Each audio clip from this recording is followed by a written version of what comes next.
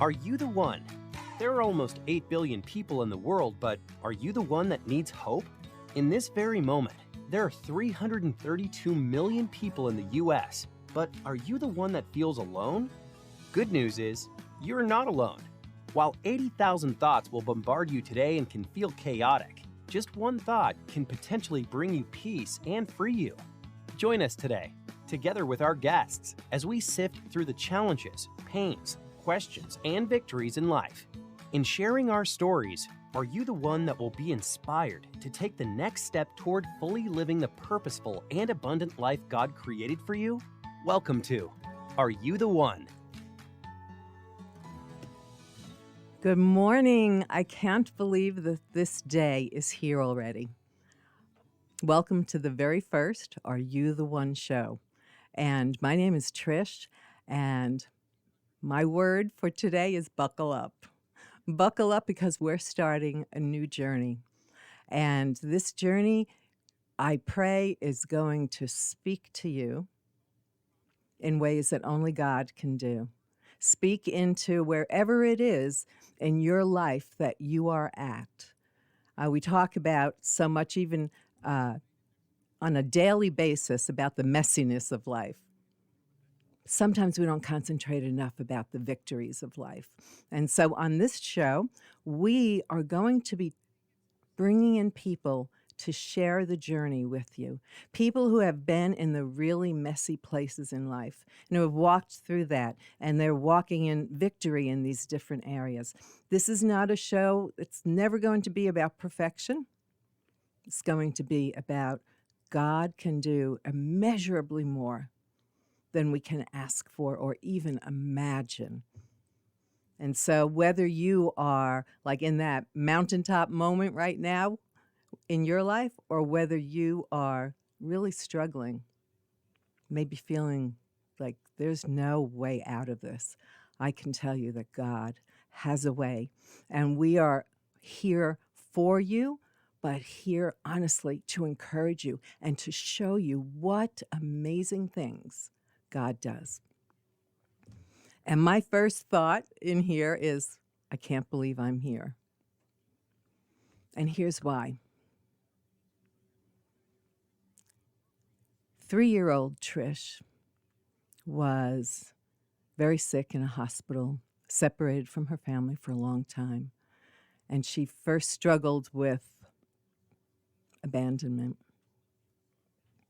An 8-year-old Trish huddled in her bed, trying to lay very still as footsteps approached the door to my bedroom, knowing that the person on the other side of that was dangerous for me. And 18-year-old Trish discovered she was pregnant. And the shame overwhelmed me so much that I almost died from it. And so God brought me through all of this and more, things that weren't from my doing and things that were my doing. And God healed me from a lifetime of fear, a lifetime of running, a lifetime of hiding. And it's amazing. You can be out in the open. You can be standing in front of people. You can be talking. You can be with your family. You can be with your friends. You can be doing all kinds of things. And it looks like you're doing so well. But inside, I was dying. I was dying.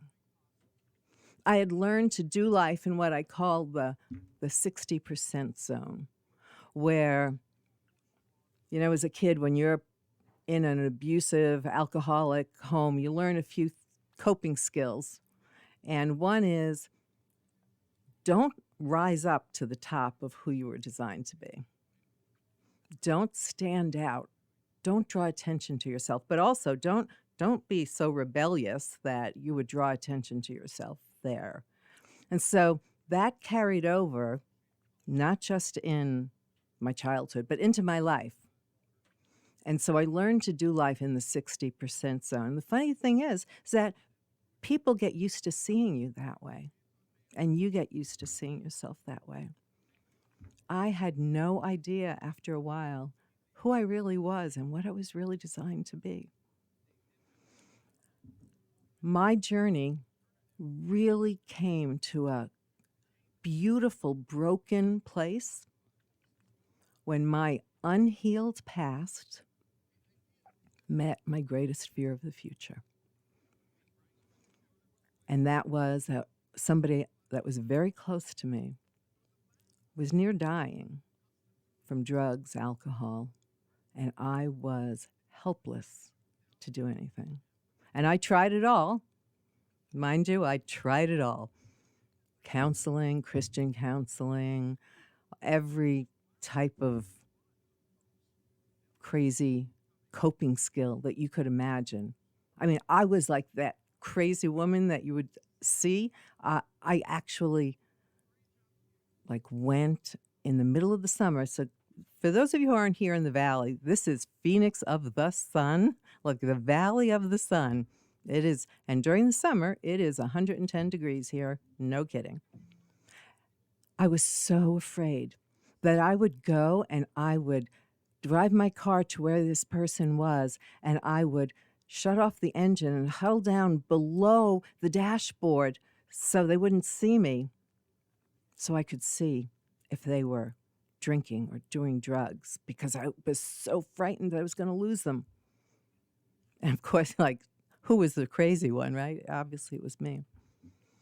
And then one day I met Jesus in a way I had never known him. I'd been going to church my whole life.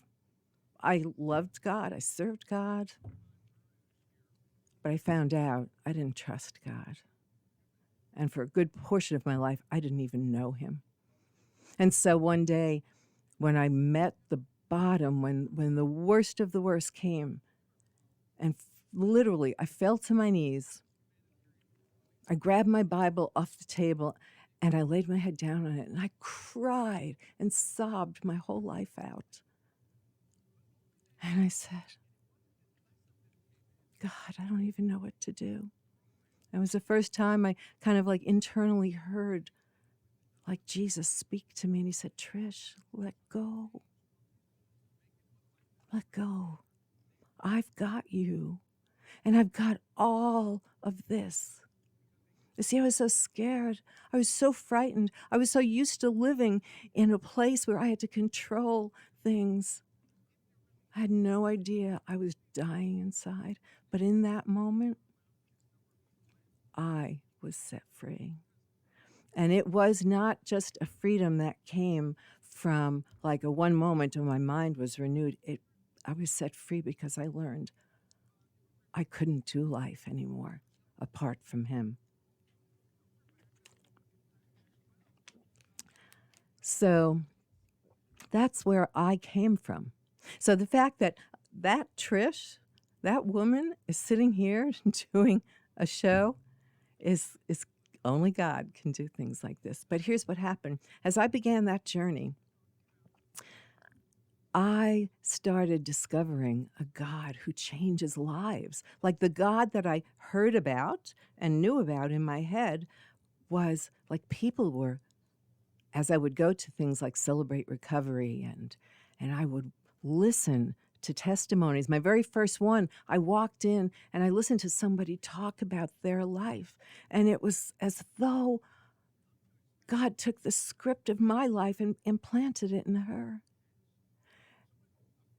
And I said at the end of listening to that, I said, God, if you did that in her life, could you do that in mine? Now I think, well, that was I was really clueless of who God was. And that's the truth. I really was. And so I began this journey in 15 years, honestly, of doing Celebrate Recovery ministry, leading ministry, and watching who God really is and what he really does, and understanding that he's so much more than we know, because he's so much more than I knew. And I don't think I was anywhere off the spectrum other than probably way more frightened than most people on a daily basis, although it didn't look that way. And I had a lot of walking with the Lord, but honestly, like never trusting. And so God took me on this great journey of healing. And I have all these people that I've met on this journey who have also been walking this and seeing who God is and how he sets people free and how he heals people and how, honestly, inside the church, most of us inside the church are living so far below what we're designed to be and who we're designed to be. And as these chains one by one started falling off me, as my mind started really honestly getting renewed, that's when like I started becoming who I was designed to be. And that's when like things began to change.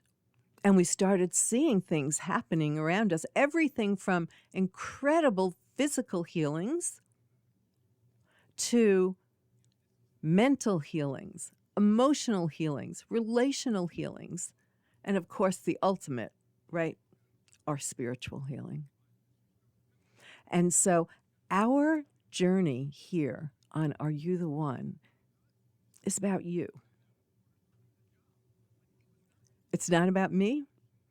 And in the end, it's not even about the guests that are coming, because we're just a vessel. We're just part of the storyboard of your life for you to see that there is an answer, that there is a way, that there is like a glimmer of hope in what looks like a hopeless situation. Or perhaps you're one of the, like many, many church people who are going to be listening to this. And I hope for most of you, I hope you get like I was, and maybe I still am, dissatisfied. Like there's more. There's more to God than we know. There's more to this walk than we're doing. There's more that I want for you because I'm discovering it day by day, person by person. I'm watching what he does and who he is and how he takes people who come from the most broken places, from the fringes, and he heals and he sets us free and he raises us up. And he uses us to go and be the one who's reaching out to that other person over there, that one who's going through something very similar to what you've gone through. And so then the very things that the enemy has tried to use in our lives becomes what God takes and makes something incredible out of it.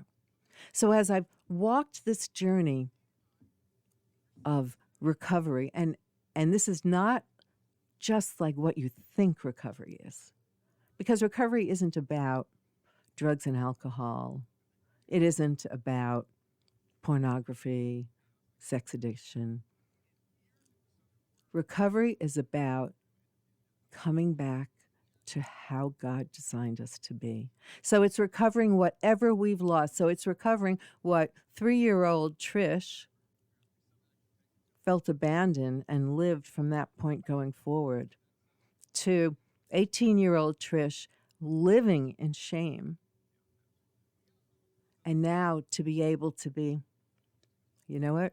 Shame I left in the dust because God set me free, because people were a part of my journey and they showed me also like new aspects of who God is and how powerful this journey is. And so here on Are You the One, you're going to find yourself, I pray, in the stories that we're going to share. There have been so many times where I've wondered during the years, like, why am I here? Like, what is my purpose?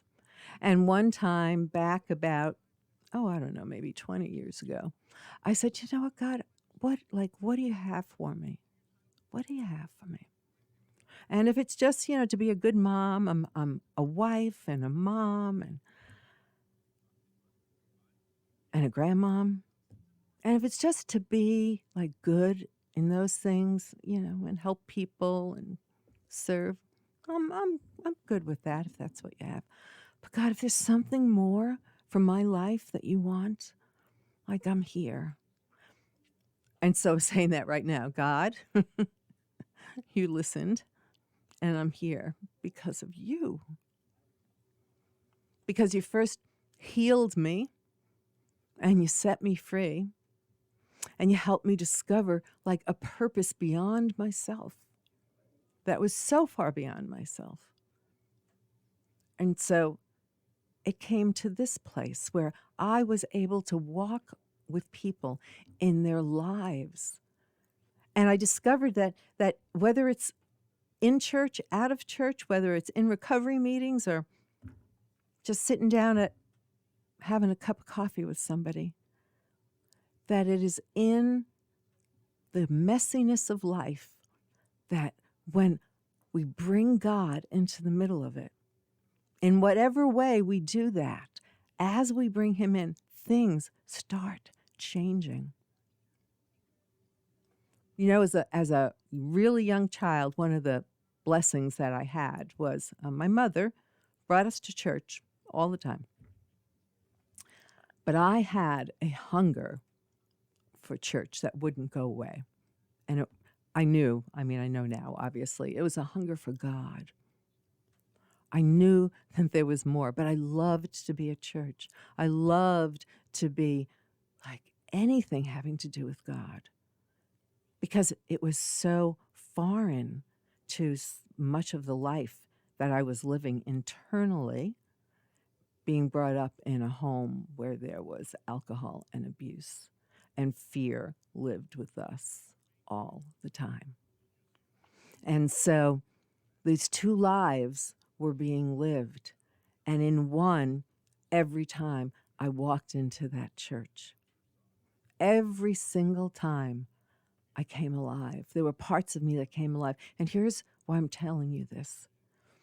Because it doesn't have to be a church building. Going to church, walking with the Lord is the answer. It is the way. It is. And are you the one who is walking by yourself thinking that I have to manage my life?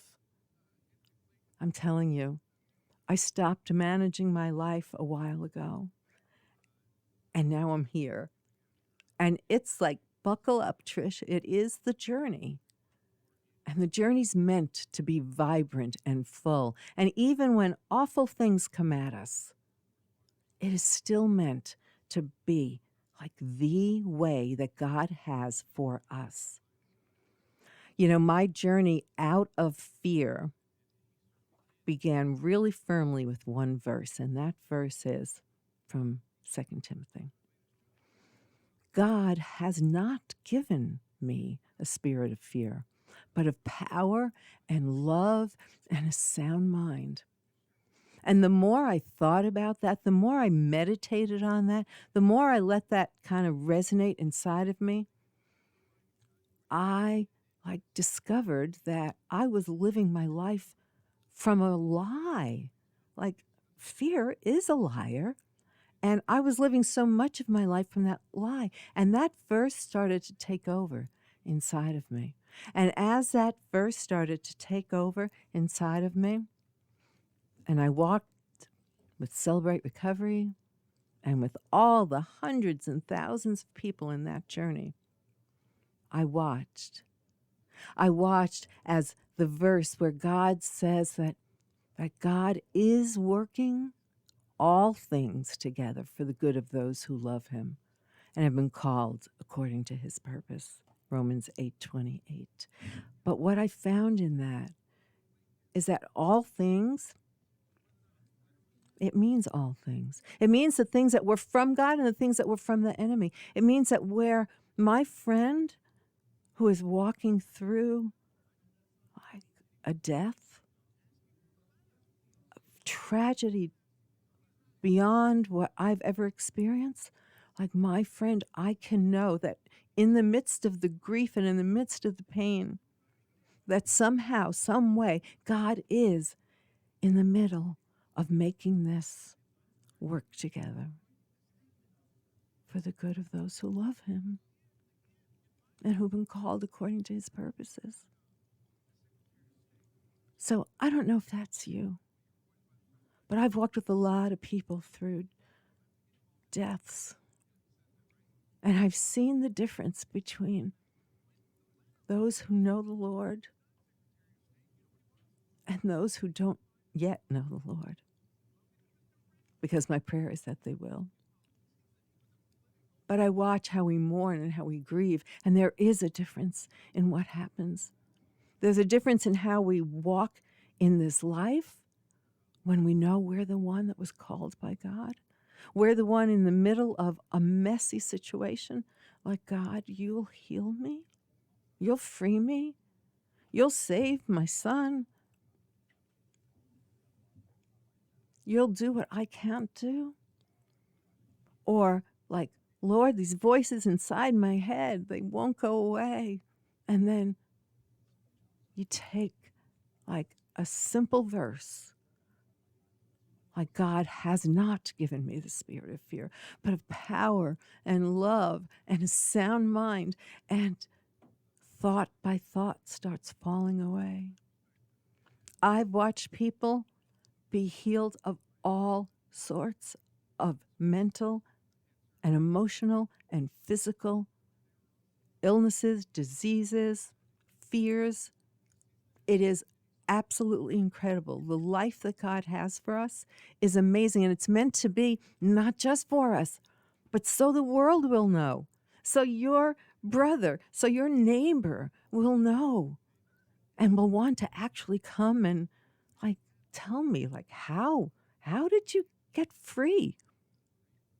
How did you get healed? So like that's a miracle. How does that happen? And we get to be the one in that instance that is reaching back. And so that's a lot of what you're going to see here over these many, many, many times, I pray, that you're listening or you're watching. You're going to get to see the ones who are going to be coming in here, who are on one side of it, like not knowing how, if ever, they could be free, they could be healed, this situation could be changed. And now they're on the other side because God did something so incredible, because that's who he is. And so they're going to be coming in here with the slices of their lives to literally lay them bare before you. This is not going to be like the pretty, polished show. This is going to be the raw, rough at times, rough to listen to show that is all about the hope and the life of Jesus Christ in us. Like, we are not who we used to be. And my prayer is that you are going to know a new level of who you are called to be. That from what you hear in this place, on these shows, as we go forward, that you're going to be inspired. You're going to find a new level of life in Christ, a new level of freedom through God, a new level of trust that you don't have to have your life managed. That the joy, the true joy of life, is not doing that and letting God take you from journey to journey, from place to place, and as it happens, to know, like, God himself, the God who put the stars and the sun and the sky and spoke galaxies into existence, that God is calling out to you right now, because you are the one that he loves and he came for. And today he's coming to you through a show, a simple show from a woman who's been as broken can be. And if God, as I said back those years ago, God, if you did that in her life, could you do it in mine? I'm telling you, you are the one who's speaking to you. God can do it in your life. Thank you so much for being with us on this show, and I can't wait for you to meet all the guests that are coming up, especially my next one. He's one of my favorites. God bless you. Have a great day.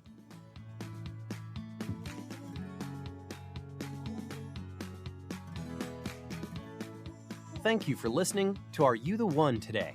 We are grateful that you chose to get into the messiness of life with us. We pray that you have been encouraged and blessed and are ready to perhaps take that next step.